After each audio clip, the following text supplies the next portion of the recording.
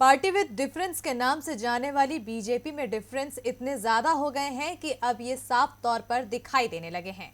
और ये सब हुआ ज्योतिरादित्य सिंधिया के बीजेपी में शामिल होने के बाद। अब इन्हें खत्म करने सिंधिया को दर दर जाना पड़ रहा है। जब से ज्योतिरादित्य सिंधिया बीजेपी में शामिल हुए हैं तभी से उन्हें पार्टी में जमीन तलाशने के लिए मशक्कत करनी पड़ रही है।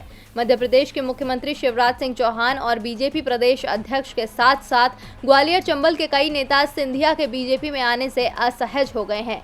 2 दिन पूर्व भी ग्वालियर सांसद विवेक शेजवलकर और पूर्व सांसद जयभान सिंह पवैया की मीटिंग हुई थी, जिसको लेकर चर्चा थी कि सिंधिया विरोधी बीजेपी नेता लामबंद हो रहे हैं। लेकिन सिंधिया भी भारतीय राजनीति के मंझे हुए खिलाड़ी हैं, इसीलिए जब उन्हें पता चला कि ग्वालियर सांसद विवेक शेजवलकर और पूर्व सांसद जयभान सिंह पवैया ने बंद कमरे में मीटिंग की है, तो इस नाजुक स्थिति को भांपते हुए सिंधिया ने अपने ग्वालियर दौरे के कार्यक्रम में परिवर्तन किया और वो सांसद शेजवलकर के घर उनसे मिलने पहुंच गए।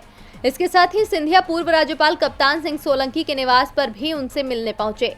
आपको बता दें कि कप्तान सिंह सोलंकी और विवेक शेजवलकर दोनों ही संघ में मजबूत पकड़ रखते हैं और शायद सिंधिया भी इस बात को समझ गए हैं कि इन्हें नाराज करके बीजेपी में खुद को स्थापित करना आसान नहीं होगा। हालांकि शेजवलकर से मुलाकात के बाद मीडिया से चर्चा करते हुए सिंधिया ने मिलकर ग्वालियर का विकास करने की बात कही। उस समय शेजवलकर साहब मेरे उम्र के थे और मैं बालक का उम्र का था। अब हम दोनों की उम्र भी निकल रही है, पर पुराना रिश्ता है। इनके पूज्य पिताजी के समय से, मेरी दादी के समय से, मेरे पूज्य पिताजी के समय से। अभी मुझे बता रहे थे, मुझे दिया है कि जो जब मेरे पूज्य पिताजी ने जनसंघ की सदस्यता ली थी तब इनके पूज्य पिताजी ने लिखा था और अटल जी ने हस्ताक्षर किया था। उसका भी एक प्रतिलिपि मुझे दिया है।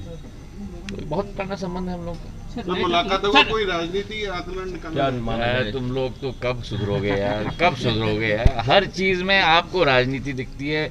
मानवता एक बार आपको दिख जाए तो बहुत बड़ी बात होगी। ठीक बात है ना शेजवलकर साहब?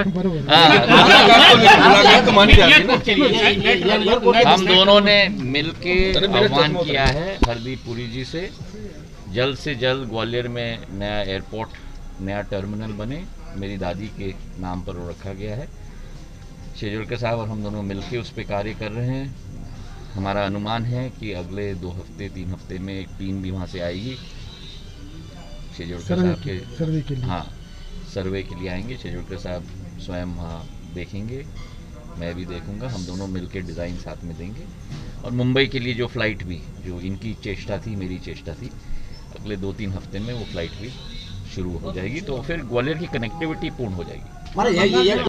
राजनीतिक विशेषज्ञों की माने तो इन मुलाकातों के पीछे आगामी निकाय चुनाव को भी एक बड़ा कारण माना जा रहा है। सिंधिया अपने सैकड़ों समर्थकों के साथ बीजेपी में आए हैं और अब सिंधिया पर इस बात का दबाव है कि वो अपने समर्थकों को निकाय चुनाव में टिकट दिला सकें, जिसकी संभावना शायद सिंधिया को भी कम ही लग रही है। कुछ समय पूर्व प्रदेश संगठन में भी सिंधिया के एकमात्र समर्थक मदन कुशवाहा को जगह मिल सकी थी। उस समय भी सिंधिया समर्थक मायूस रह गए थे। देखा जाए तो अब सिंधिया दोनों तरफ से मुश्किलों में घिरे हुए हैं।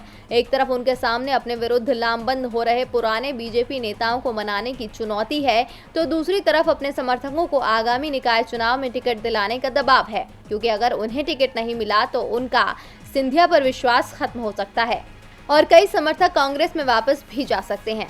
इसीलिए ऐसा माना जा रहा है कि संघ में पकड़ रखने वाले सांसद शेजवलकर और पूर्व राज्यपाल कप्तान सिंह सोलंकी से मिलकर सिंधिया बीजेपी में अपनी जमीन मजबूत करने का प्रयास कर रहे हैं। अब देखना होगा कि ये मुलाकात किसको क्या फायदा पहुंचाती है, लेकिन वर्तमान हालात तो यही बयां कर रहे हैं कि बीजेपी में सिंधिया की राह आसान नहीं है और अभी न जाने कितनी ही दरों पर उन्हें और जाना पड़ेगा। डीवी लाइव के लिए गजेंद्र एंगले की रिपोर्ट।